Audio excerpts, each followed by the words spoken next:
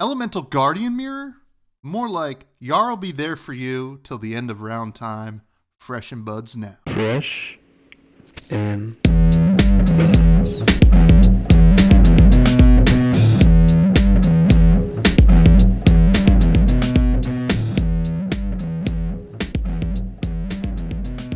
All right, folks, welcome back to yet another episode of Fresh and Buds. I am your host, Tommy Fresh, and you are all of my buds. And today, I'm very happy to welcome a special guest, Kiki.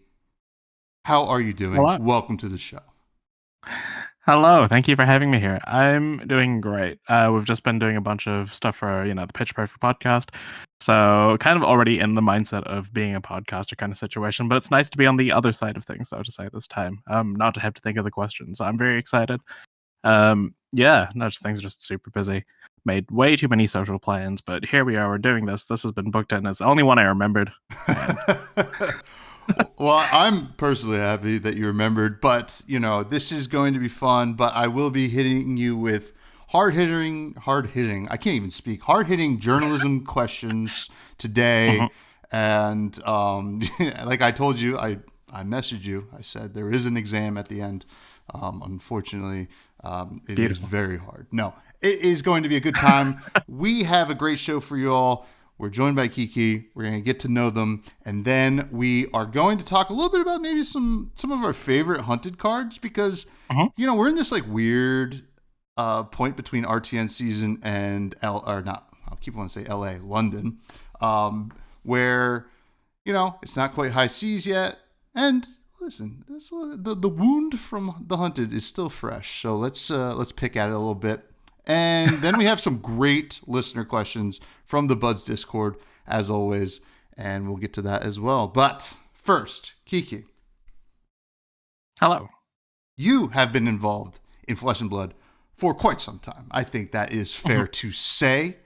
I would say maybe longer than most. And we're going to get to how that happened. But first, what came before? What was Kiki doing before Flesh and Blood? Probably should have asked. Am I allowed to mention other card games? Oh, yeah. Only Okay, cool. only if you trash them. No, I'm kidding. Well, they all suck, so it's fine. No, I'm kidding. I kind of have been playing card games since I was 6, 7? Okay. So for the, like a quarter century at this point kind of thing. A very long time. And I don't know why it's always appealed to me, like card games, but it's always what I've been into. I've always liked the art on them.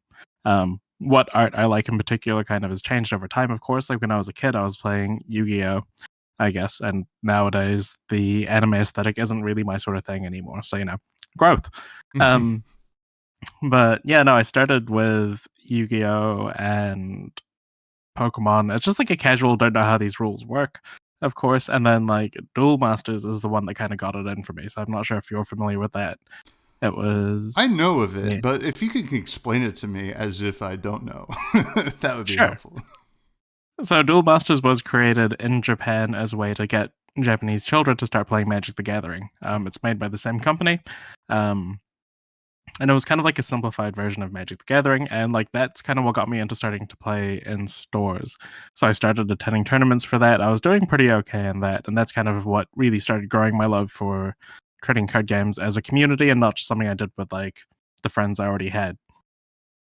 From there, I kind of took a backseat as I was starting to grow up, had other interests. I tried to be in like a high school pop punk band once upon a time. As many of us probably tried or at least wanted to be. We were not good. Just putting it out there. What was your band's name right now? Oh, God. This is bad. It was called 5 Year Tragedy. And the idea was that, we were in high school and like our lives were so dramatic and bad that those 5 years that we were in high school, like, again, awful. But we did that. And after that kind of period of time, my friend kind of went off and continued his music journey. He's a fairly successful musician nowadays, so good for him, proud of him. But I started getting back into card games, and they kind of started with Magic the Gathering. And I was doing that for 2 2009 till about 2019, 2020. So 10 years I was involved in Magic the Gathering. And during that period of time, there'd be ebbs and flows where I was like into the game, not into the game. I started working at a card store, so I had to pick it up again. And that's how I kind of reached Flesh and Blood. Because I had to learn the rules. It was a game that we were selling. We were one of the first countries. I mean, we were the first country. We were one of the first stores to start selling this game. So I had to learn the rules. And I was like, oh, this Irish starter deck battle thing, it's not for me. Like, I don't know if I like this game very much. And I was wrong. Because obviously I'm here. Yeah. But 5 basically years once later? they released... Exactly. Wow. Not a tragedy, nonetheless. Whoa. I've never admitted that on anywhere, like that band name. I've never mentioned it.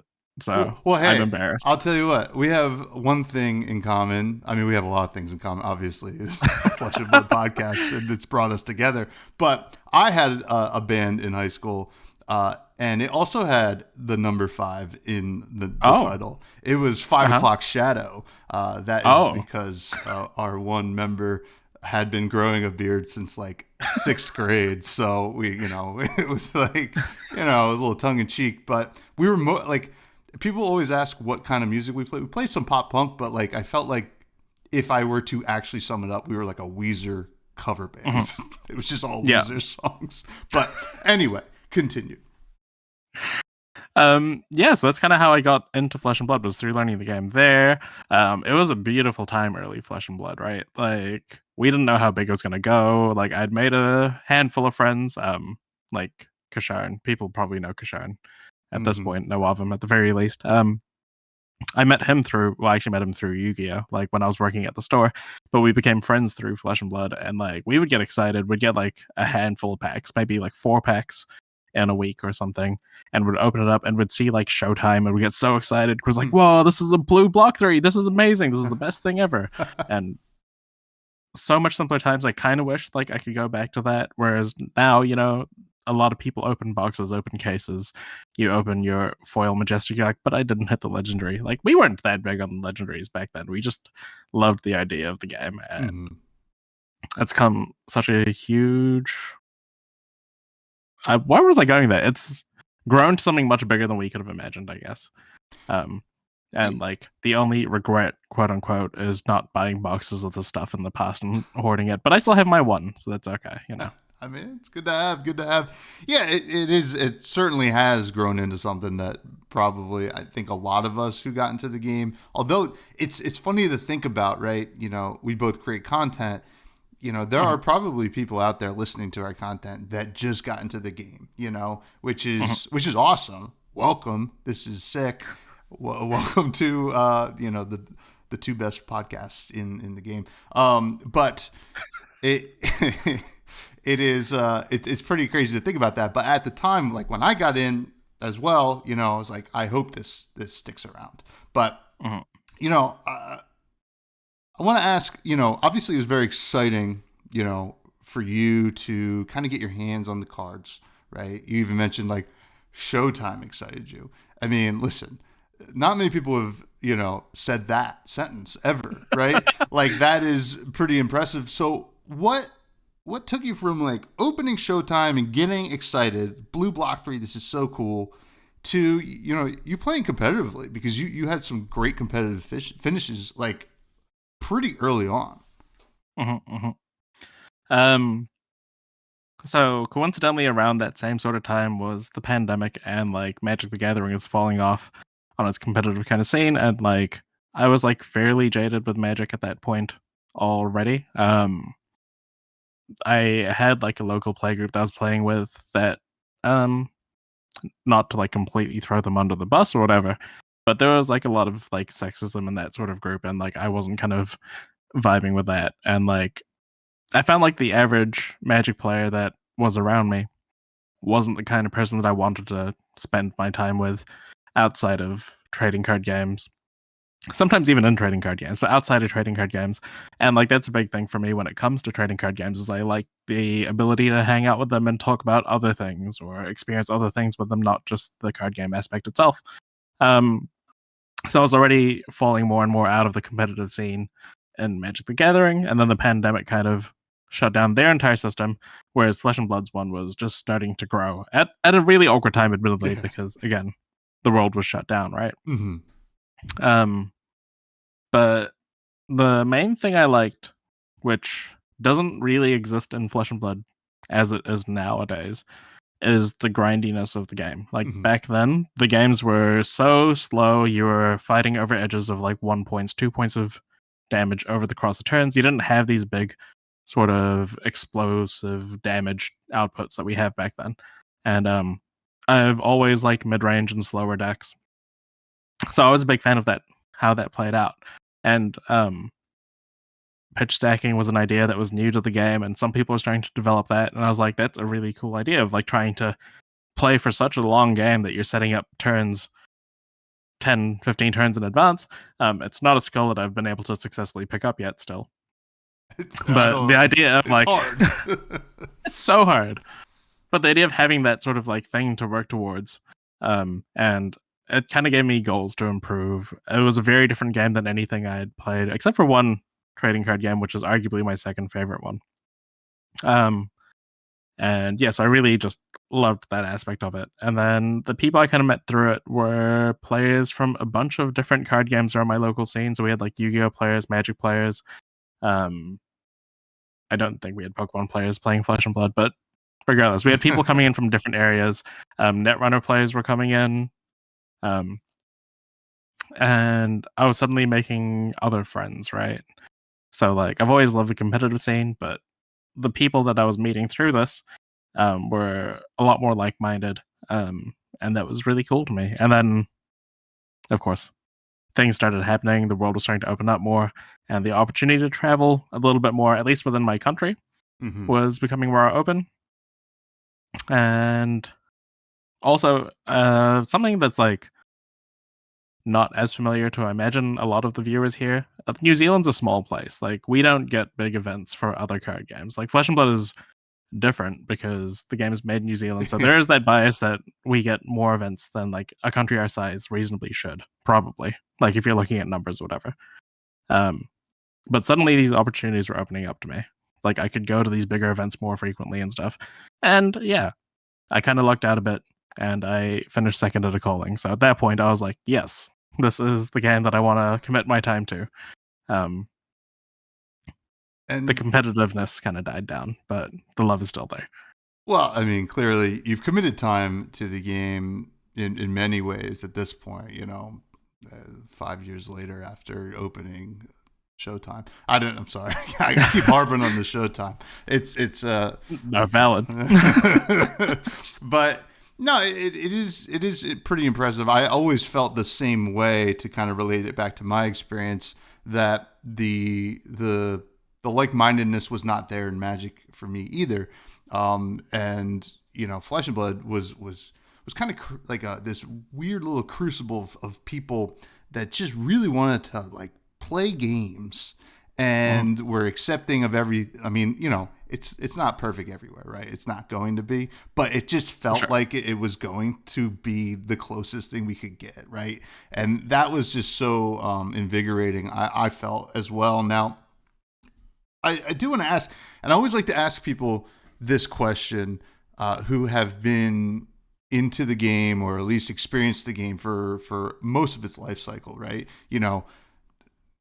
You're becoming fewer and far between because the game's growing so much. You're becoming like a minority, right? It's just it just is what it is. But now that I have you here, I'm going to exploit you for this answer. Did you just call me minority and then say you're going to exploit me, like within the same kind of? We're gonna cut that out now. Whoa, no. I would never. Okay. But I would never cut it out. I'm too lazy. There have been. This is the actual question, though, Kiki. There have been ups and downs over the years in this game. There's no doubt about it. I think we're on a pretty good up right now. That's for sure.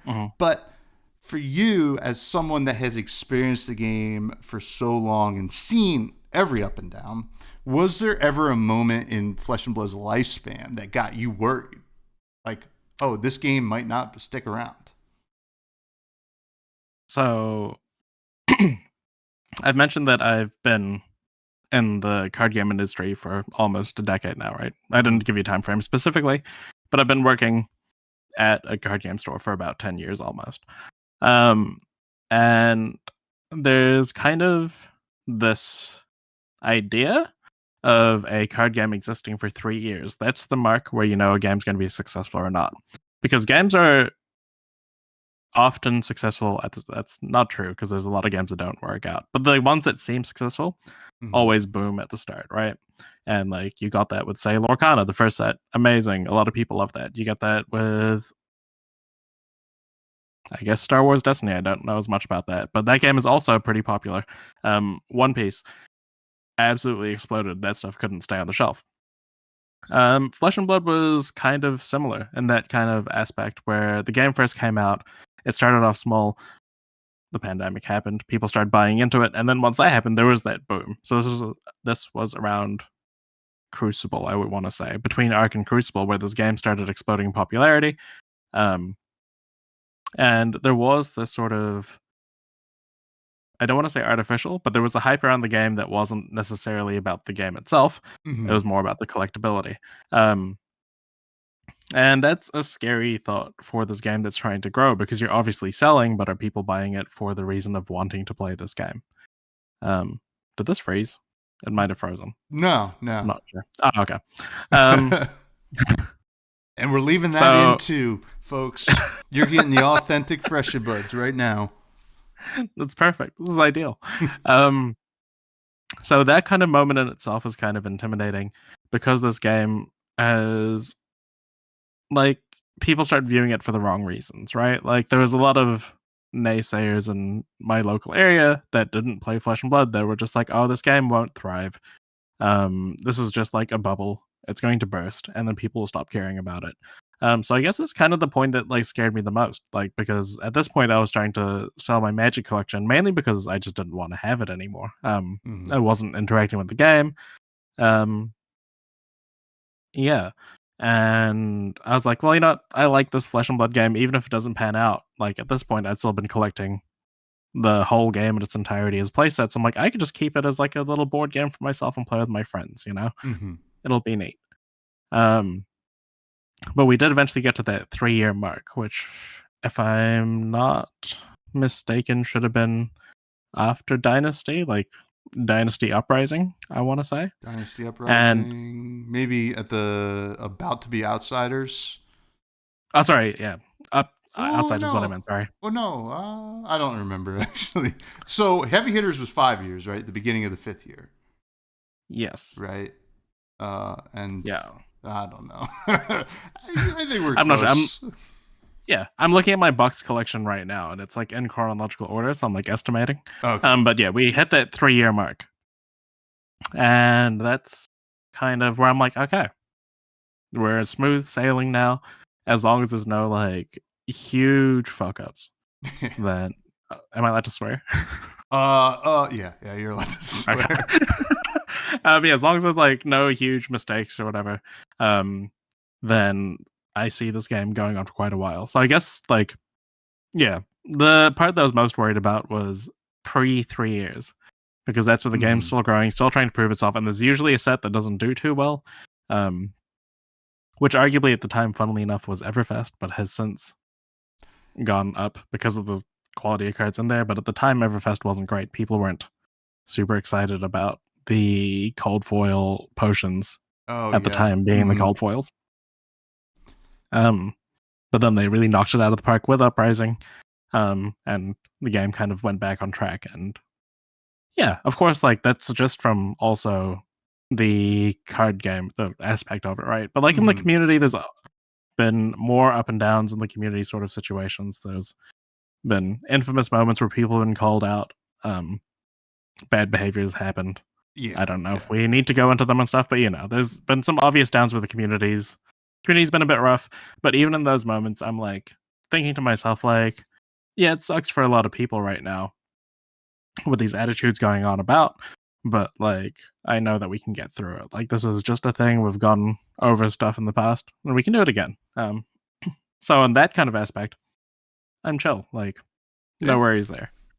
Yeah, I mean, yeah, the we don't have to go into detail, but yeah, like there will be times there was times, right, where it was like a, a couple bad actors and you're just like, oh man, and like, people do rally around that and can, make the experience pretty negative, but I think the Flesh and Blood community personally is good about bouncing back. And, for anybody out there listening, the reality is there will be other people that act up. It's not. This is just life. Unfortunately, it's an unfortunate truth. But I do think that us as a community can really like take that as an opportunity to like, just be good. Like just be cool. I think is a pretty good way to approach it. And I think Flesh and Blood's community is mostly that. Now, Yeah. speaking of being good and being cool, I do want to talk about the Rainbow Pitch League, which I'm a huge fan of. Obviously, you've been a part of it since its inception. If I'm not mistaken. Can you? I mean, I've talked to Elaine obviously about it. I'd like to get your side of the story. So the Rainbow Pitch League kind of, in turn, kind of spawned from one of these bad actors, right? Mm-hmm. Like, I think at that point, well, like leading up to it, I think Elaine and Melody had already been talking a lot about what they could do. And of course, they had their perfect podcast. So they had their own thing. And then conversely, on my side, I had the Rainbow Foils, which is a queer Discord for people 18 and above, because there are some adult themes that happen in there. So we do want to make sure that, you're at least a young adult getting into that. But there's a lot of... Where was I going with that? But yeah, we have the Rainbow Foils on one side, Pitch Perfect on the other side. And yeah, we were kind of inspired by the VML, which was a Magic sort of event akin to the Rainbow Pitch League. It was aimed at gender minorities and Magic the Gathering to give them opportunities to play and try to compete for. They had invites to their Pro Tours. We don't, but Not yet. yeah. Oh, sorry. Not yet. Not yet. Yeah. Not necessarily something that we're working towards at the moment. We don't have the same sort of size as them. That's fine. But we were inspired by them and the way that they were trying to cater for their own community, provide opportunities for their community. And we were just like, hey, why can't we do this ourselves? I've always been a firm believer of that be the change you want to see in the world, like that sort of like cheesy nonsense, quote unquote. But I was like, yeah, like why don't we just do that? And like we kind of talked about it a bunch. It started off as like a wistful idea, of course, and then we kind of grow and grow as we kind of came into more ideas. And like the thing about the three of us is that we all had our strengths in different areas. Like I was very much the tournament organizer side of things, right? Like I know how to run a tournament. I've been a part of online tournaments before, so I could do that sort of thing. Like that's kind of my day job is running tournaments. And Melody's like a real connected sort of person. Like she was she had the connections to James, to a whole bunch of the people that end up being our sponsors. And Elaine was like the creative one on our one. Like she had the ideas for all the aesthetics, putting things together. And of course, as we work together, we'd all start picking up on these and we'd all have moments of working together, or a lot of moments working together realistically. But we each had our strengths, and that's kind of how that came together. And we all had the goal, of course, of uplifting our community members. So part of it was to get the best sort of gender minorities that we can and showcase them, put more of a spotlight on them. So, of course, we had, like, in our first season, we had Yuki and Mara. I think Mara specifically was our bounty hunter. Or was the bounty, rather. Everyone else was the bounty hunter. But it meant that scared people... if Mara was the bounty hunter. I'm like, oh, no. Yeah, well, she's a pretty big name at this point. Yeah. And very well known. Yuki was in the event, obviously. And people were excited, like, to play against them. But also we wanted to, like, give people the chance to play against them. So that was, like, the next goal was to give people that don't travel to all these events the opportunity to play against top tier competition, kind of improve their skills by playing against these players they wouldn't have come across otherwise. And then, of course, the other key factor in this was providing a safe space to play these sort of games. And, we've said that Flesh and Blood is arguably a much better space than most, if not all, other trading card games for communities and such. But realistically, it's still a trading card game space, and there's still a lot of these negative behaviors that we're trying to push out, stamp out. And for a lot of people, that's like a huge deterrent. So a lot of our competitors haven't necessarily played an armory before, hadn't played at a Road to Nationals, a skirmish, let alone a calling, or even a Pro Tour, right? Like, so this was a chance for them to just actually experience an event. It's not as good as playing it in person. I think almost all of us will agree that Flesh and Blood is a much better game in person, but it's something, right? Like, you get to play, the people aren't going to judge you. They're not going to, make snide comments about your appearance or whether your boyfriend got you into the game or whatever. Like, you don't have these sort of same microaggressions in this community compared to the wider community as a whole, and we just want to provide that experience as well. So those were kind of the things we were aiming for when we set out on the journey of creating the league in the first place. I think it's awesome too. It was such a cool thing, and I'm glad that it's still happening. I think I think Elaine may have mentioned it coming soon, but I think also something great about it is not only all of those things that you mentioned, which are all excellent, is also like, if you're someone that perhaps never went to an armory or anything like that, maybe you were a little timid, yeah, it's great to get to play the game, but also like you get to meet so many unique people from everywhere too. And I think that's, and you just, get to experience like, oh, I'm not alone. I love this game. And that's the most important thing, to kind of get people to love this game and continue to love it, and hopefully, integrate more into the community as a whole. But it's a great starting point, right? Because you need to feel safe. It's important. So, I applaud you.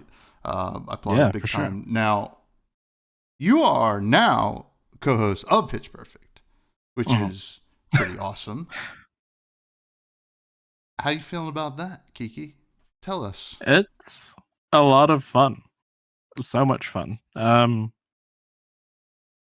Elaine's become one of my closest friends over the last couple of years since we started the Rainbow Pitch League.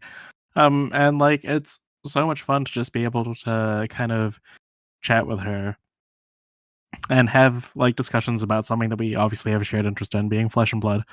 But also we have so many other shared interests and stuff that they just naturally occur on the podcast.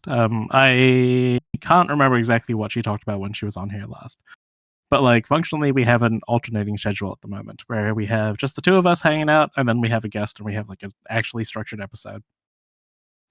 And somehow, when it's the off week, quote unquote, it's just the two of us hanging out, we don't have show notes. We don't talk in advance about what we're going to do. We just literally just turn on the camera, turn on the recording, and just talk, right? We might have talked about something during the week. It's like, oh, we could talk about this. This could be an idea. But it's a lot of fun. The episodes with the guests realistically do a lot better. There's a lot more intent and purpose to them, and we kind of arguably put more effort into making those more of a thing. But we still do get a fair number of people that just come and watch us chat and just be friends, and it's a really nice, wholesome vibe.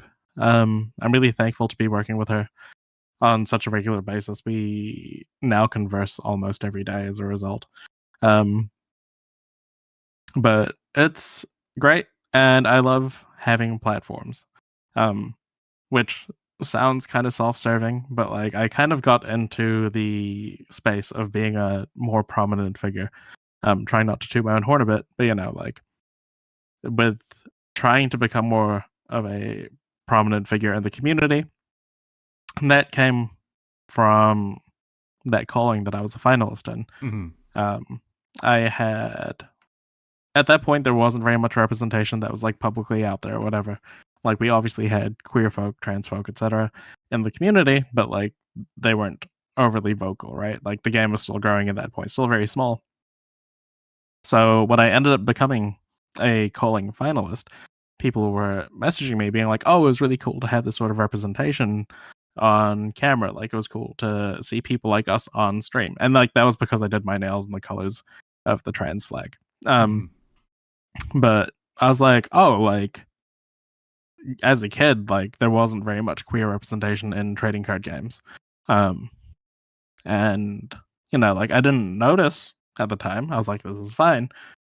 But now that I'm in this position, I can see that people need this. Like they want to see themselves, representations of themselves up performing at this game. So that's kind of been my goal and my intent since that sort of moment is to become more prominent, not for me, but for the community as a whole. As a funny side story, is really interesting when I first started chatting with Yuki Lee Bender, for example, because we became friends, we had like some discussions, and then like as we were talking, we were both just like, when I first talked to you, like I was like, oh my god, it's this person, like I can't believe I'm talking to them, like, but that's how I felt about you, like what's going on here? Like at this point you're a national champion and I'm just somebody that happened to like accidentally draw 5 cards on camera. I did call a judge on myself, it's okay. But I mean, well, obviously, you got great standards. We all call judges on ourselves here at Fresh and Buds, even when we shouldn't. Now, I do want to say, to kind of go back to you and Elaine being like so great together.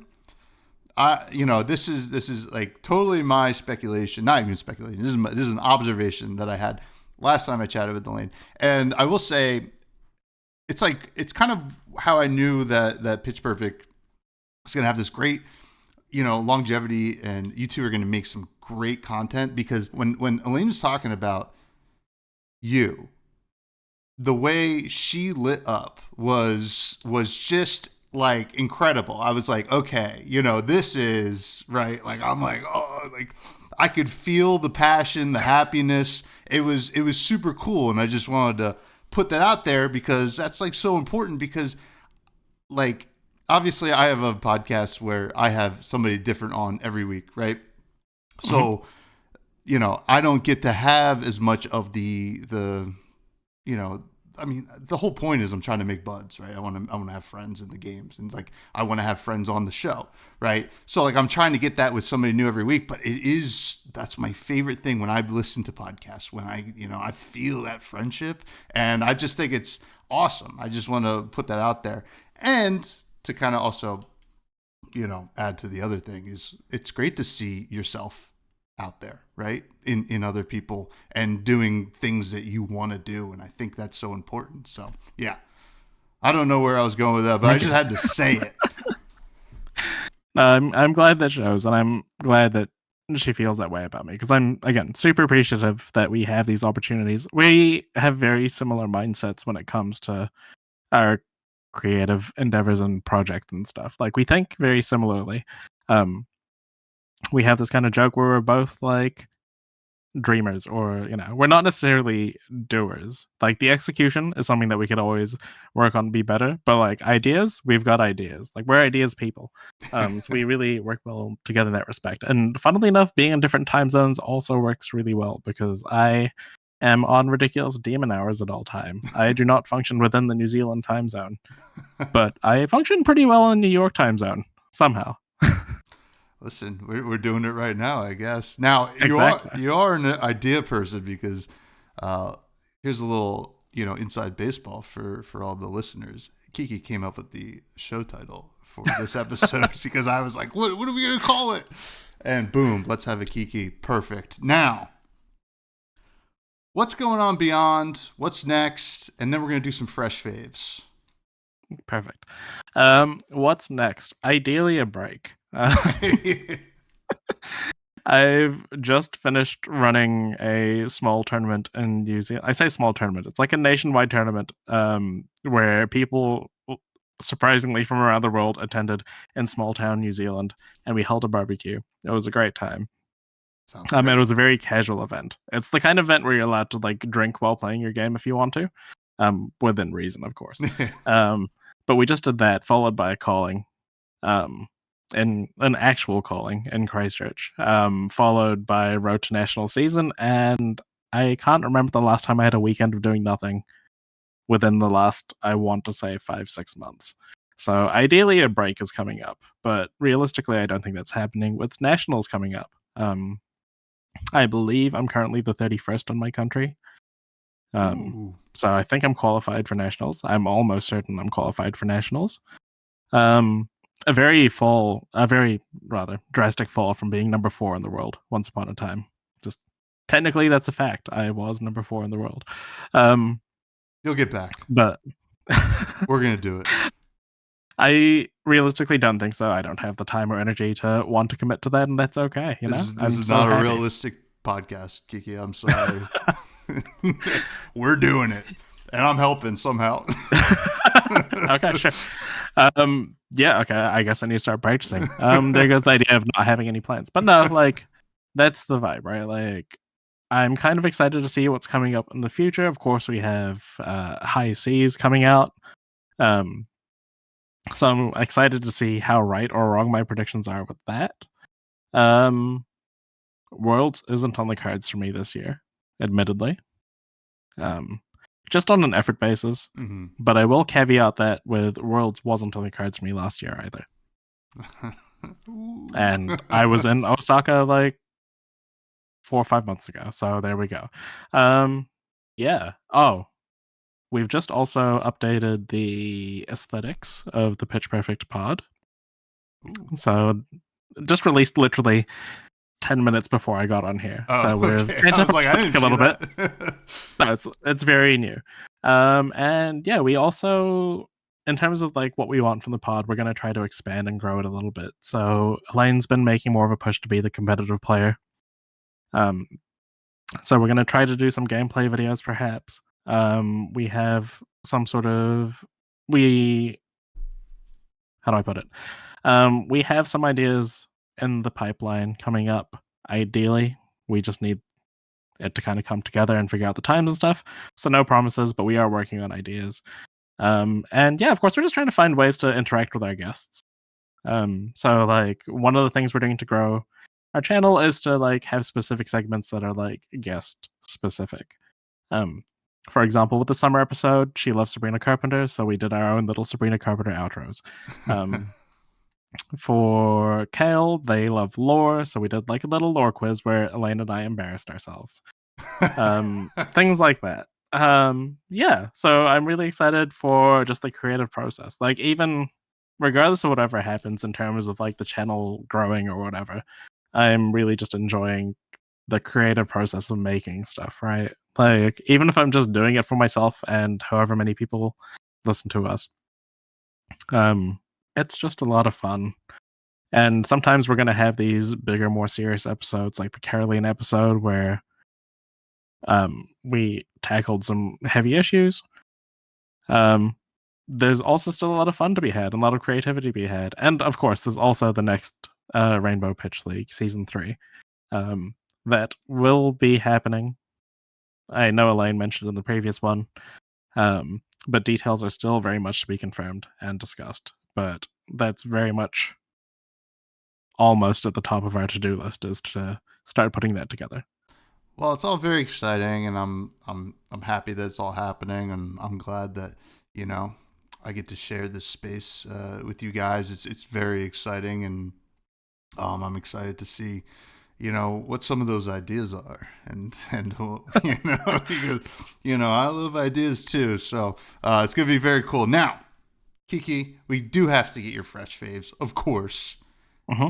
I'm gonna ask you a couple of your favorite cards in the game, and you're gonna answer them. First, who's your favorite hero? Prism. Prism. Not Dash. Dash was my favorite for like the first 3 years of the game or something, but it's Prism. I have like the illusionist tattoo or symbol. All right. So, yeah. That is fair. What's your favorite weapon in the game? In terms of like playability and like me actually playing with it, it's the original Luminaris. because again, Prism. It was a good one. I love attacking with the auras. It's really good. Flavorfully, and like I really like Nebula Blade. Not for its power level, but I think it's just such an elegantly designed card. Mm-hmm. It plays into the Rune Blade, wanting you to play a non-attack action. It makes Rune Chance to help function with your deck, and it hits a breakpoint. It costs the right amount for it to do all these things. It's such a well-designed card, but it was just never quite good enough to be the mainstay weapon of Rune Blades. But it's my favorite weapon. That's a great answer. What's your favorite equipment? Oh. Tunic is the boring one, probably the most correct one. I haven't played with it in a very long time. In terms of equipment that I'm currently playing with, probably Vestige of Soul. Yeah, the weaker of the Illusionist chests, arguably, but when you do get to pop off with it, it's so powerful. So I'll go with Vestige of Soul. Great answer. Now, what's your favorite, other card? Card you throw into your deck. Instant attack action, non-attack action, defense reaction. So my favorite card, or the card I've thought about the most and spent the most time and effort thinking about, and maybe is my favorite because it paid off for me, was Yellow Zipper Hit. Oh. Specifically yellow. And it was a matter of playing 2 or 3 in my deck. And I spent 2 hours sitting in bed, looking directly at the wall, thinking about Yellow Zipper Hit. My girlfriend was next to me. She was watching a TV show or something. And about like an hour into it, she turns to me. She's like, "Are you okay?" I'm like, "Yes, I'm just thinking about Yellow Zipper Hit." And she's like, "I don't know what that is." I just went back to her deck. And I was, legitimately 2 hours of staring at a wall thinking about, should I play the second or the third Yellow Zipper Hit? So that's the card that has the biggest impact on me as a one card kind of situation. Otherwise, it's Herald of Protection. Good answers. Good answers. Both. No, wait. Are they both yellows? No, Herald of Protection comes in all 3 colors. All of them, yeah. Yeah. But the yellow is good because it gives your auras go again, right? Mm-hmm. Yeah. Now, if you were in the world of Wraith, Kiki, what class and talent would you be? So it's a funny question to kind of answer because I have uncanonically inserted myself into the storyline. If you followed all the spoilers that I've done with Mara back and forth, we are people that exist within the storyline. And within that, I am a light illusionist. Again, Prism. Of course. Yeah, I think ideologically that's kind of where I vibe as well. I like the illusionist, the idea of being defensive and protecting yourself kind of situation. And having these sort of protectors, I guess. Also, when I play video games, I tend to lean more towards like the more fragile characters that don't attack up close. Like melee characters aren't my thing. So like I think illusionist kind of fits me perfectly. I'm not a very physical sort of person. And then the light talent kind of fits my preferred aesthetic in regards to the fantasy world. Mm-hmm. Like I like things to be kind of dainty and orderly and pretty. Angelic, I guess. Like that's the kind of aesthetic I like. The kind of dark, deep, grimy sort of aesthetic from the pits, or the shadowy sort of deathy kind of vibe, not for me. Like I'm not a fan of the dark, grimy things. I like things to be pretty. So that's a totally valid thing. I think most people do, but for whatever reason, once we get into the card game, some of us just want to gross, But that's yeah. You're probably better off for wanting it pretty, which is good. Now, what is, in your estimation, the greatest set of all time so far? Monarch. It's all lining up. Yeah. This might just be a me thing. Like, even like in terms of like gameplay, it was my favorite. Not just the aesthetic. The sealed format was awful. Don't get me wrong. That was literally play Prism or have a broken deck. Like if your deck isn't absurdly broken, you play Prism and sealed, and that's fine. And like to my point on that, like I had specific rules. I'm like, I can play Bolton if I get 2 of these 4 specific cards. And it was via the Vanguard, Lumina Ascension, Stubby Hammers, or Gallantry Gold. If I can play 2 of those, it's worth playing Bolton. And in that calling event, which I played in, the sealed portion was first. Open my pool up, I see 10 Illusionist cards total. Mm. And I see that I have 2 of these 4 cards. And I'm like, oh, but I could just play Prism though. And I played Prism and proceeded to 6-0, like the sealed portion of that. So that's like just the sealed wasn't a great time. The draft, however, I think is arguably my favorite draft of all time. It's a good draft set. I love the double duality of it, I guess, as a way to put it. Like you have, of course, the light heroes and the shadow heroes, but then you also have like the cards that kind of mix across multiple classes. So, for example, like Zealous Belting is a really interesting card because it's great in Levia and it's great in Prism, but bad in the other two. So it's like it still works with 2 decks, but it's on a different axis. And I think like the way that set was built for limited, or for draft specifically, when you can have more powerful decks to not justify just going Prism, was really cool, really neat. There was so much synergy in it, and I think the arcane damage in that set is actually at a perfect point. There's not so much of it that you need the arcane barrier, in my opinion, but there's also not so little of it that one spell void means that your deck isn't going to function at all. If you're the chain deck kind of thing. So I really liked that set for limited in particular. I mean, it gave us, I would say, 4 iconic heroes. There's no doubt. I mean, I do feel bad for Bolton sometimes. I feel like they keep giving Bolton stuff, and it's just like he's like, I'm trying, man. And then Leviah, obviously, she's had her day, and hopefully when Brute is a little bit more playable again. But Chain and Prism clearly just off the charts great. And no, that's a great answer. I don't know if we got Monarch before, since I've been asking that question. I am the only person I know that'll answer Monarch. Okay. Because I've had discussions with other people, and they're always like, oh, Part the Mistveil, great set. And that is undoubtedly a great set. Significantly more powerful than Monarch, don't get me wrong. But it's not my goat. It's not my favorite. And maybe it's because I was like good during that period of time. But yeah, no. I'm pretty sure most people will disagree with me, and that's okay. There's no wrong answer. There's no wrong answer except for maybe Bright Lights. But there is no wrong answer. Although I think Part of the Mistveil is a little bit of a crazy answer sometimes. The limited was awesome, I thought, but I'm not really happy with those heroes in CC. But, hey, it is what it is. Now, before we get to listener questions, just want to get your vibe on The Hunted and some of your favorite cards. I'll list some of my favorite cards as well. I guess it could be in no particular order, but we'll do 5 each. How's that sound? Sounds perfect. Kiki, name one of your 5 favorite cards from The Hunted. Can I name Kunai of Retribution? Does that count as a card? I think it is a card. Yeah, it's printed on cardboard. Yeah. I'm going to say it's a card. Kunai is awesome. The Syndra weapon. Yeah, I love it. Again, a very elegant card. It really works well with the hero ability. It means you can function on a turn if you don't have any natural go again cards. And of course works really well with like Knives and Mask of Momentum. Like it's just such a powerful part of this engine. It's really interesting having a weapon that you don't normally attack with, but kind of functions like it's the only reason why the deck works, right? Like it's a combination of all 3 that makes Syndra what Syndra is. So I'm gonna go with Kunai of Retribution. Yeah, and it's great to like see. I mean, like we don't really see it with Zen so much, but like if it could feel like at times you're just like, oh, should I just play Kadachis in this ninja? But like seeing Kunais, you're just like, all right, obviously you just play those.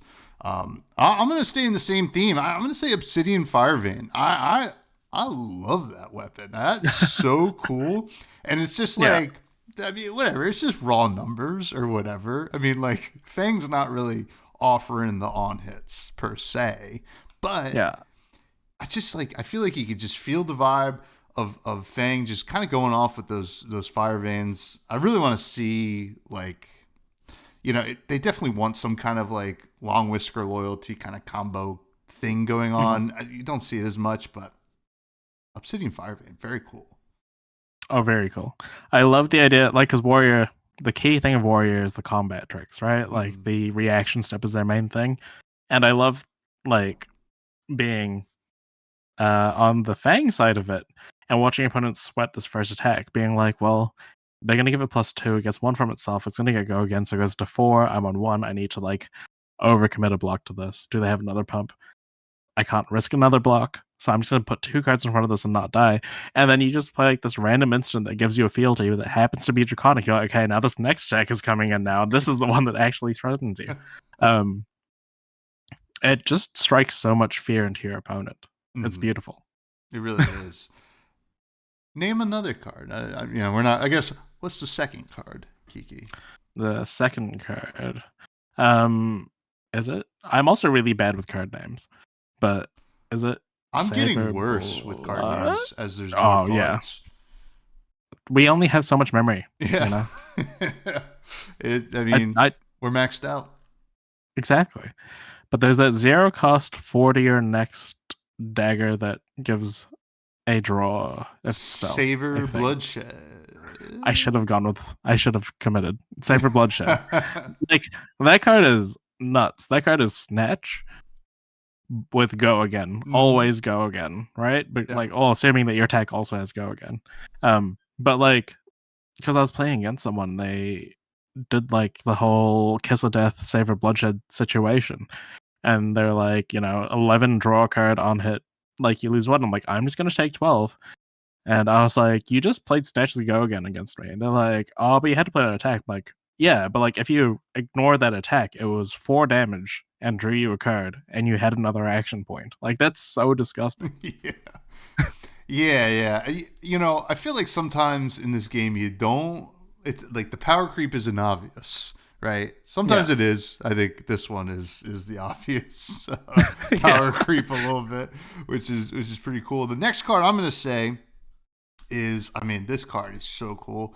I love anything that has to do with the graveyard and Loyalty Beyond the Grave, the D-React, the Draconic D-React. Beautiful. You can banish 2, draw a card, set up for a big... Oh, man. Like, I think just... I love D-Reacts. I really do. Like, that was something like I didn't realize how much I would love in Flesh and Blood is the defense reactions. Because, coming from Magic, you always had the combat tricks. And sometimes there would be like some defensive combat tricks or whatever. But they never felt as good, right? Where D-Reacts feel good. Especially when like you get a lot of value out of them. Yeah, Loyalty Beyond the Grave is my next. Defense reactions feel like you've outplayed your opponent, right? When you get them good with a defense reaction that's like exact breakpoints, you get a little bit of advantage. Like, that feels great. Like, a part of this game is feeling like you're in combat and you feel like you've just like seen your opponent's trick in advance and stopped them. Like, it's a beautiful thing. It's a beautiful thing. It's also Red That All You Got. Like, yeah. It's that all you got but Draconic. That's wild. What's your third one? Okay, this one I don't actually know the name of. Okay, but you tell me what it says. It's the Assassin Majestic that lets you switch your stealth card with another and gives +3. Oh, the Mask of Many Faces or something like that. I'm going to scroll up. I have it up on the other screen. It is... Wait, one sec. Take Up the Mantle. I don't know why I said Take Up the Mantle. There's a lot of masks on There's a lot of masks on it, yeah. Yeah. That card is really cool. It kind of functions like almost another fixed version of Codex of Frailty. But just the ability of like, it puts your opponent in an awkward position. Again, like, it's, you present a stealth card and your opponent's like, this doesn't affect me, but what if it could?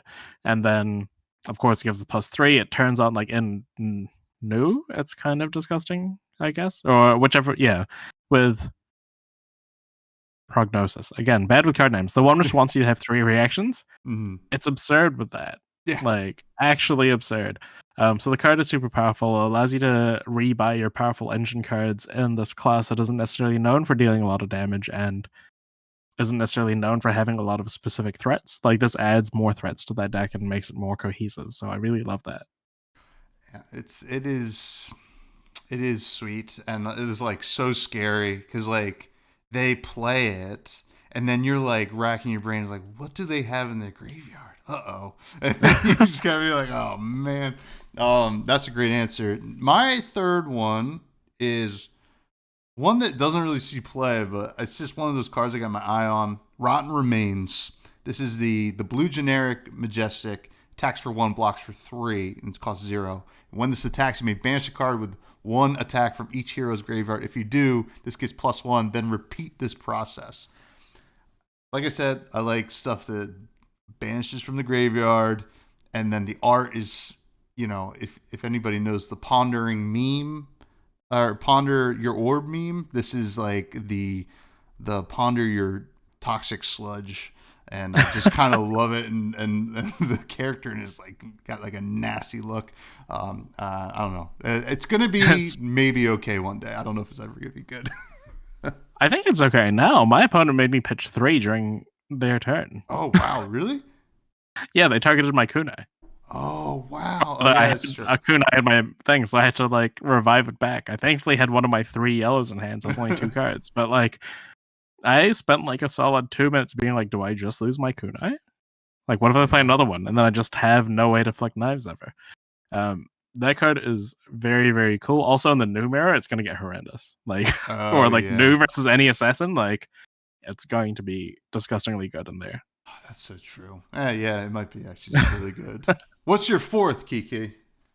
My 4th one is a card I actually play, but I'm bad with names. It's the legendary chest. When your dagger hits, you can put a counter, a blood splattered vest. Yes. There we go. Yeah. That card is 3 tunics, and that's ridiculous. When you're playing like an aggressive deck like a Syndra, games aren't going to usually go on after 4 or 5 turns, and if they do, you're probably either so far ahead and your opponent's blocking out, or you're so far behind and the game's over. So that card being on demand, 3 tunics, but also has the interesting, of course, in combination with flick knives. Like, this is all within the Syndra engine. But also being interactable is really interesting, because you then have like these decision points where you're like, I need the resource here to play my 1 cost, so I can flick knives here. But if they play a Shelter from the Storm or a Calming Breeze, or activate that, prevent the thing, I'm now so far behind. I don't get my resource, can't play my 1 cost. I'm not going to get my mouse trigger this turn. So I like that it's arguably more powerful than Tunic in this deck, but also it's not like you can interact with it, which makes it way more interesting. So yeah, no, that's a great answer. I misread that card when I first read it. I'm pretty sure I misread it when I did the set review on this channel, but I thought it had to happen every single time. Like, oh, you're just gonna lose it. You're not gonna be able to use your resources. Then I realized, no, this is actually really good. My 4th is also go ahead.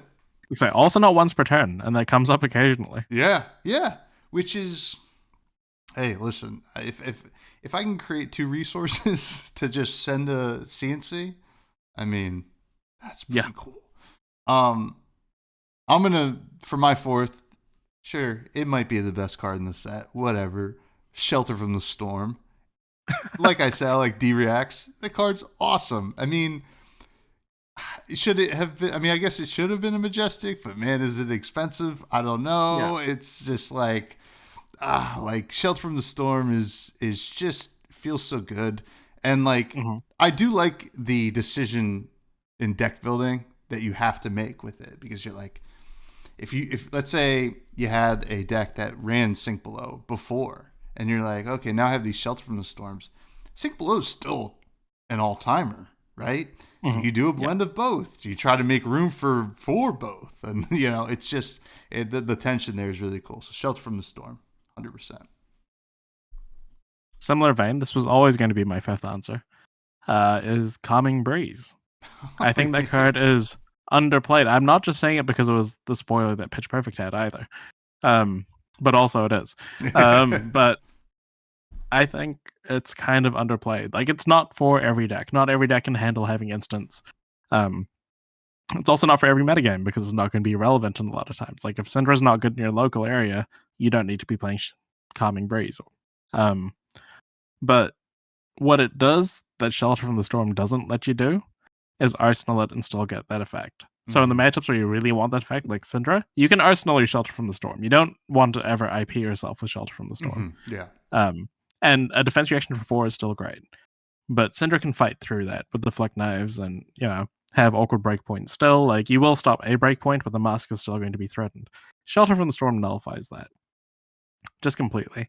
And then, of course, there's also niche interactions you can have. Like, Acilio can discard it to draw a card. Mhm. Aurora can play it in her own turn just to get her gone from a flashback. As the Syndra player, without Arcane Barrier, you can... I mean, it's more relevant with Shelter from the Storm. You can't play it in Syndra realistically. Yeah. But you can use it on your opponents, like... there's that defense reaction that deals 1 arcane damage, and it draws a card if there's, like, a Channel Lightning Valley in play. Golly. It's Sigil of Suffering? Yeah, that's it. Yeah. There we go. Yeah.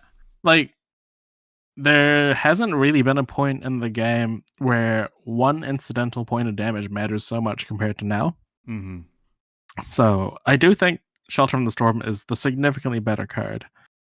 But Calming Breeze, I think, could have a place depending on the metagame. And I appreciate it for that. It's a great 5th one. Kiki, what card type is my 5th one going to be? What do you think? I mean, like, I have to assume defense reaction at this point, but is it like Lair from the Spider? No. Spider's Den or something? We're going into the expansion slots, of course. It is my favorite card, my true favorite card of the set. It is Chain Reaction. I'm a Riptide player. That card is so cool. I mean, it is just flipping Plan for the Worst has been just my favorite thing ever. Chain Reaction. I love traps. Keep printing them, LSS. I love them. Just they don't even have to be good, but this one feels really good. It can play like it's like one of the legendaries. So Chain Reaction gotta be my 5th. How good? Yeah. Surely there'll be pirate traps in the next set, right? Like, booby traps are such a big piratey kind of vibe. I know. I mean, listen, High Seas definitely has me hyped, but I'm trying to be patient, waiting for some more. I mean, I guess in London we'll definitely get a lot of juice, so we'll see how it goes. But we do have listener questions, Kiki, and these do come from the Buds Discord, where anybody can join. It's in the show notes below. It's a great place to interact with the community and ask questions for all of our wonderful guests, including Kiki. First one comes from Greg, aka Darth Prentice. He says, "Thank you for being a champion for underrepresented groups in the TCG space. You inspire me. And 2, what is your favorite mid-2000s pop punk band?" I love that it's A and 2. So good. No, I'm happy to be one of the many voices for the community. So I'm just thankful to be part of this amazing group of people and in this great community as a whole, not just my community, but Flesh and Blood as a whole. My favorite mid-2000s pop punk band during the mid-2000s was Panic at the Disco. Realistically, it was Panic at the Disco, followed by Paramore, and then Fall Out Boy. Yeah, those are my 3. As I've gotten older, I've started to appreciate more of the kind of... I guess I've started to appreciate how Paramore moved in a different direction and kind of has tried different genres. And yeah, that's kind of what I'm into at the moment. So I'd say Paramore is probably my lasting one. Also, Brendan Urie's been a little bit problematic over the last half decade or so. So that's kind of played into it too. Well, listen, Hayley Williams is an absolute angel and just the most amazing voice. It is Lady Fresh's, my wife's favorite band. So I have to say that just in case she's listening outside. She has great taste. Yeah, she I agree. Mostly in men. No. I'm just tooting my own horn here. Capolo comes in and says, "Kiki is awesome." Yes, I agree. What do you think OG Dash needs to reach Living Legend? Is the power level of the new heroes making it hard for her to shine? What would the 3rd iteration of Dash be? A pirate in the high seas? What Dash needs is time. Like, she's good enough to win random road to national events here and there. Just get like a small number of points. I don't think she got any this season, or at least that I can recall. But realistically, the power level isn't there anymore. Like, of the original 8 heroes, there's like a reason why only one of them's hit Living Legend, and that happened very recently. And that's because like they're going to print more powerful non-attack actions in generic and in Runeblade because I love Runeblade. So eventually Viscera was going to get there eventually. Dash doesn't have the same sort of thing. Like they can print more defense reactions or something. But the way they've gone with Mechanologist cards, there's one set dedicated to Mechanologist. And even then, there was 3 different heroes, and one of them's thrived and the other one's not so much. And the other key thing is that we've lost High Octane, which was like the way that Dash could keep up with his damage output. And without that sort of damage output, your boost cards just aren't as efficient aggressively compared to other aggro decks nowadays. And if you want to play an aggro Mechanologist, you can play Dash IO. So at the moment, my prediction is that she's only going to thrive when she can settle down and be like this huge defensive deck. Shelter from the Storm is great for her.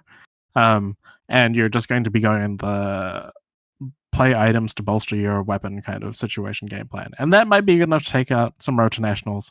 But yeah, it's going to be a slow grind for her to get these last 50-ish points. As for a third iteration of Dash, I don't see her being in high seas. I think there's enough going on there without the need to clutter up the high seas region with machinery and technology. Unless they revisit it, at which point you can then start going into like these futuristic pirate kind of situations. So if there's like another set, like I could be down to see like a robot pirate Dash kind of situation going on. Or maybe she joins like this exploration group and they go underwater and try to go all like Atlantis kind of situation for the old Disney fans. That'd be neat. Yeah, I think Azalea is gonna lap Dash in the quest for LL, and I don't know about Kano, I don't think about any of the WTR heroes will do it, but yeah, no. She's got some time. Popo Mike asks, what are you drinking in your picture? I used the picture I grabbed from Blue Sky. It looked like a red beverage in a martini glass. If you remember what picture it was. That was the Nationals event from last year. That was at a BYO Chinese restaurant that was slightly upscale. That wasn't a BYO, that was a Cosmopolitan. Delicious. I'm surprised that I knew exactly which moment that was. That's impressive. That is impressive. Sigma had a bunch of questions, but I only picked 2. Sigma, greedy Sigma. Do you like the way they've been releasing the sets? Wraith areas order-wise. You high on Pirates? Predictions? And then also regarding I guess I'll add it. Regarding hero diversity, is there something missing from the roster you'd like to see? Is it Wraith? Is it the order of this? It would have been, but we haven't been to the Savage Lands yet. Right. Okay, so I can't really comment on whether it is on this or not because I'm not sure about the situation. I like the 3-set structure though. 3 per year kind of thing. I did actually really enjoy the 2 full set supplementary set situation going on for the first couple of years. I enjoyed that. But it did mean that set 2 in the year had a much longer limited run, which I know some people liked. Like, Flesh and Blood's a really in-depth game, and most people aren't going to figure out the limited format within that 4-month period, and they'll want to play it more. So I liked it then. But even now as it is, where we have 3 main core sets a year, there's still a lot of time in between them. That's my biggest thing. One of the reasons why I fell out of Love and Magic was the sheer amount of product they're putting out. It made it very difficult to keep up with. And I'm struggling to keep up with Flesh and Blood, realistically. They've released 3 sets a year. That's still a lot of money to try to keep up with the whole game. But it just kind of leaves more time for the game to marinate and settle. I really enjoy that. So I think, what was the question? Do I like the way they've been releasing sets? Yeah. As somebody that works in a store and someone that works on a retail income, yes, 3 sets per year is great. Yeah. As for the order, again, I have no idea. Am I high on Pirates predictions?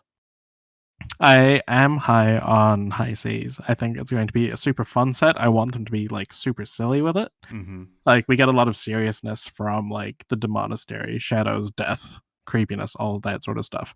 Like, I want to see I think pirate's going to be a talent first and foremost, or like a subclass thing. I don't think pirate is going to be a class in itself. It could be like royal, but I want to see a pirate warrior. But I want it. I think Elaine all alluded to this, but didn't say it. I want this pirate warrior to be a monkey. Like, I want less human heroes. And I think it'd be more interesting to like have that. So I want to see a pirate warrior that's a monkey holding a cutlass, maybe like a little pistol thing. I don't know what they're called. Just swinging off like a ship. Like, it would be so whimsical, and I'd love that. If they're doing an illusionist, I want there to be a sea witch sort of illusionist who summons krakens to take down pirate ships. So you could have like tentacles as like the illusions. Oh, that would be sweet. Yeah. I don't even like illusionists, and that would be cool. But I also just really like squids and cephalopods. So yeah. And that'd be like a cool way to introduce like a villain into it. And like she could lean more serious and like more kind of dark and brooding. Or you could go like the full Disney route and have her more like Ursula, right? Who's this very boisterous kind of character. Still obviously very evil, but that's kind of what I want from the set. And like, I guess my prediction is that pirate's not a class; it's a talent, or a subclass. Cool. And the other question regarding hero diversity: is there something missing from the roster you'd like to see? I want to see another non-binary hero. Wait, is that what they mean by hero diversity, or do they mean by classes? Hey, listen, you're answering the question however you want to answer it. In regards to diversity and the characters, I've already mentioned that I want more non-human heroes. Again, pirate monkey. But so we have Arachne, which is a group of people, and they're known to use they them pronouns, or like they haven't explicitly stated it, but they're always referred to as they them pronouns. And up until the recent set, it was always a case of like, are they using they them pronouns because that's how they identify, or because they're an unknown figure and we don't know? That's never been specified, and that's okay. And now we know it's a group of them, so they use they them pronouns. Again, we don't know who they are, but also it's a large group of beings. What we don't have is an actually like, well, I don't want to say actually. What we don't have is a person who identifies as non-binary because that's how they identify explicitly. Again, that could be Arachne. We don't know. It's never come up. We don't have that.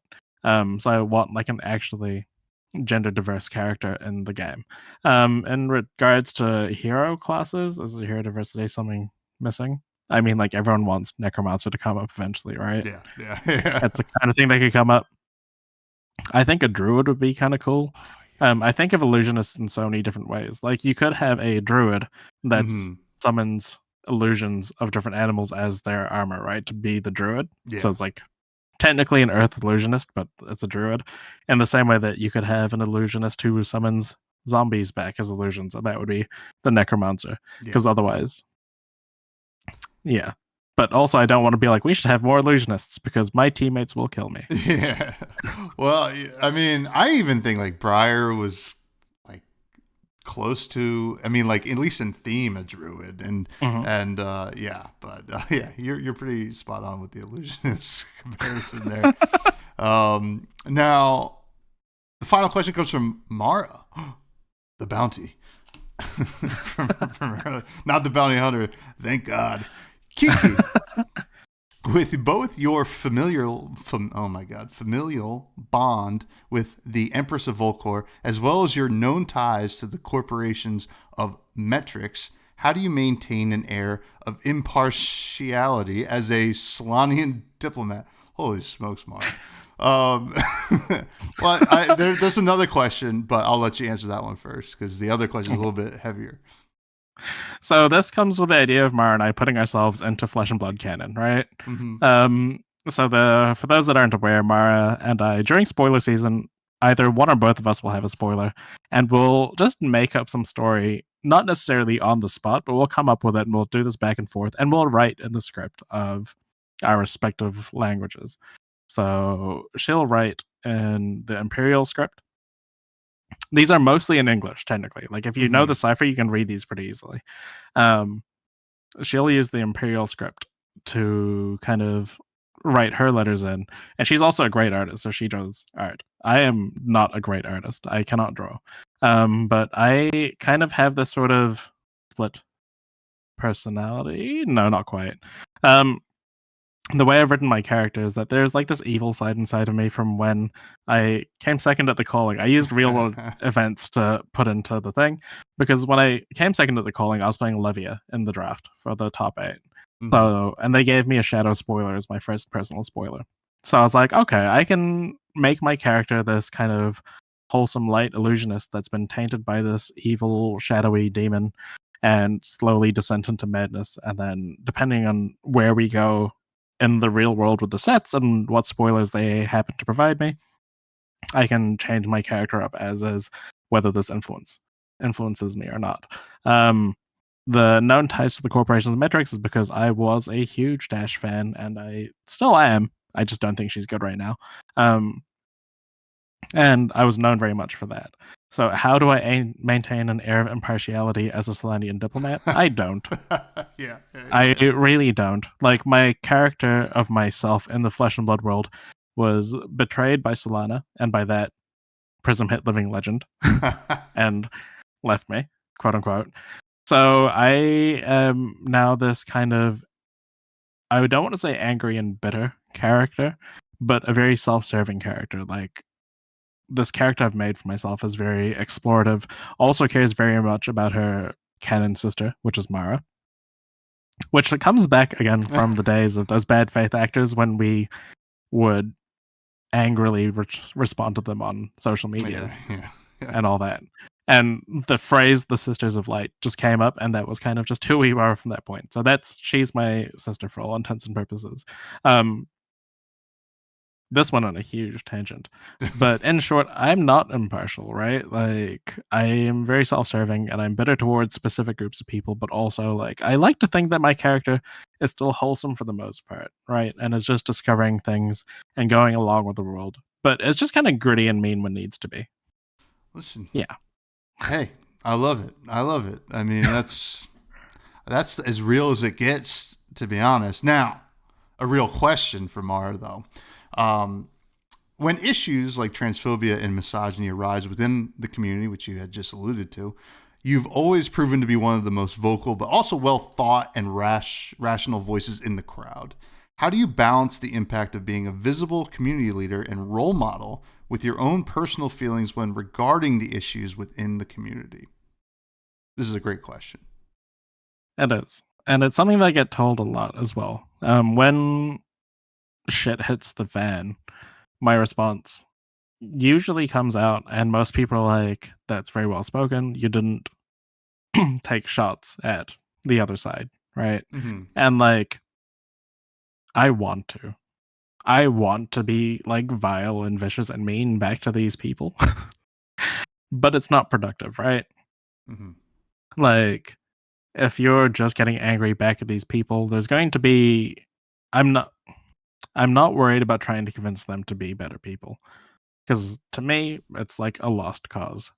Like, the people that want to change will make it obvious, or the people that don't know any better but are willing to learn, like, you can kind of tell. But if someone's just being vitriolic for the sake of being vitriolic, or because their views are so negative, you're not changing their mind. So my goal isn't to change their mind. My goal is to inspire, encourage, uplift people in my community that are being affected, just to be like, hey, y'all aren't alone. There's people that will stand up for you and will fight for you, kind of thing.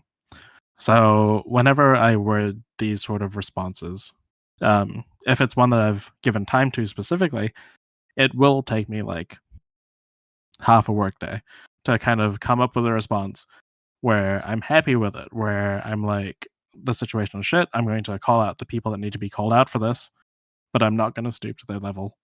I'm going to make sure that I'm addressing all the issues I can. I'm going to make sure I'm addressing everything properly. And I'm going to be open to being wrong. Like, if I've said something wrong or whatever, then I'll claim ownership. But the important thing is that I need the people that I care for specifically and am looking out for in this instance to know that there is people there looking out for them. And as the game's kind of grown, our community's kind of grown, there's been more vocal voices, which is great. It means that, even if my response takes a little while to put out, other people are also going to be out there and stuff. And there's people that are willing to be angry and mad, and like honestly, like go them. I'm so happy for them. I want to see them get mad and at these people that are being awful to whatever minority group it may be. But yeah, I guess it comes with like this responsibility of being known as a community leader that I need to lead by this example, right? Mm-hmm. And of course, yeah, it's not like we can necessarily forgive per se, or like I'm not going to like let them get away with it, I Yeah. guess. Like I'm going to call them out on their stuff, but You can say shit. Yeah. It's shit. yeah. I can call them out on their shit, but I don't want to stoop to their level, or rather I'm not going to as much as I can. I do want to stoop to their level. I want to be petty. It's kind of fun, emotionally draining, but kind of fun. But they're not my goal. My goal is to look after my people, not. Yeah. And I think that's so smart, Kiki, because that's always, and especially taking the time, because everybody knows the first instinct is always, rah! You just like you just want to like get after them, and it is hard to be the better person, right? It is hard, right? Because you want to stoop to their level, but that's also what they want you to do, right? And like that's like the toughest thing. And I don't know. I think I really, I'm glad Mara asked this, and I really appreciate how you handle things. I think it's excellent, and just I've always believed that like just like having like love within you has always led to the better outcome in anything really, but like especially when dealing with just like really nasty stuff, and there's no shortage of nasty stuff in the world right now. So like we need a lot of people like you, Kiki. So very, very happy to have you, and to call you bud, and but that is going to do it for the show. And no, we have a little bit extra. But first, I do want you to plug everything that you need to plug. I know we talked about the podcast, but tell people where to find it. And thank you again for hopping on, Kiki. This has been a lot of fun. Thank you for having me. I've enjoyed this conversation. If you want to hear more of my personal ramblings, occasionally see wrestling news or basketball news, but mostly talk about Flesh and Blood, you can find me on Blue Sky. That's at kikibird.bsky.social. That's my first name, the word bird.bsky.social. You can find me and Elaine and I. You can find us on the Pitch Perfect Pod. That's on YouTube. It is specifically Pitch Perfect Pod. If you write podcast, you get taken to a soccer podcast with less subscribers than us and fewer views. Football for the international group, sorry. So you don't want that. You want to hear about Flesh and Blood, and also hear us just ramble. Occasionally we do talk about serious issues. That's on the Pitch Perfect Pod. We also have a Discord, which you can find through our YouTube channel. Technically, I'm still on Twitter. I don't really use it, but I'm on there. That's Kiki_LA93. And I'm not going to tell you how to find it, but if you really want to find my personal YouTube channel, you can watch me playing rhythm games from half a decade ago. You have to dig for it, though. Please, everybody, check all that out. You can continue to find me on Blue Sky, freshbudspod, whatever the rest of the thing is, bsky.social. Please like, comment, subscribe on the YouTube. It all helps. Tell your friends. That is the best way to, have podcasts grow. If you like it, tell your friend. That's what I do with all the podcasts I like. Now, there's also the Buds Discord. You can find that in the link below. And then also I have another podcast I do with my cousin, Matt, where we talk about indie video games. It's called Fresh Juice. So you can check that out as well. And finally, Kiki, always like to end every show talking about food. Hit me with some food that you've been enjoying lately or you're craving lately. I also just forgot to mention real quick. Keep an eye out for the Rainbow Pitch League coming out. Yes. Some point later in the year. You can find us on Blue Sky, searching Rainbow X Pitch League. Anyway, so food. Recently I've been consuming a lot of Chinese Malay food. So what have I had? I didn't have a laksa this week. I did have a roti canai. I should specify that all of this is vegan as well, because I am a vegan. Cool. So I've been eating a lot of roti canai. Been eating a lot of Singaporean stir-fried noodles kind of situation, like a vermicelli with like a barbecue pork, quote unquote. I've been having so in New Zealand we have meat pies. So like our pie in New Zealand is savory and not sweet, and I love those so much. Well, not meat, but like so like I've been having a whole bunch of like mince and cheese pies, mince being minced beef, quote unquote, or like a butter chicken pie that's neither butter nor chicken. But it's just so it's filling and arguably not great for you, but it's very Moorish. Is that the word I want to use? Yeah. Like you just want more of it. Oh, yeah. I would love to have some of it. It's sumish to me. I don't know. It's good. It's good. So those are the kind of things I've been eating a lot recently. Oh, man, that does sound good. I love like a savory pie. We don't have a lot of them here in the States. Chicken pot pie, though, we do, I mean, I partake in quite a few chicken pot pies. But, there is an Australian food truck in my state of New Jersey, the wonderful state of New Jersey that everybody loves, right? And that's all they do is Australian style pies, which are pretty sweet. So not sweet literally, but sweet like I'm enjoying this and having a good time. But after I fumbled over that, I don't think we have time for Charmer, but I'm sure we'll get to him at some point, folks. Thank you, Kiki. Thank you, everybody. Please stay fresh.